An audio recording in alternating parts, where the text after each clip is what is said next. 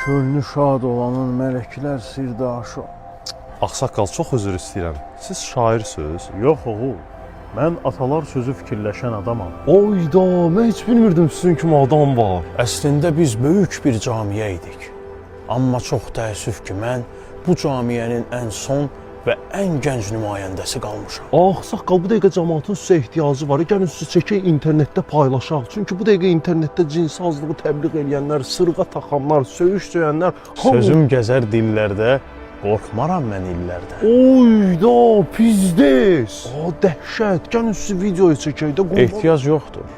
Görürəm idmançı oğlansan.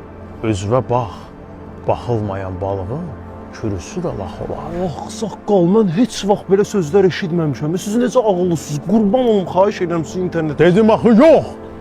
Onda sizdən bir dənə axırıncı xahişim var.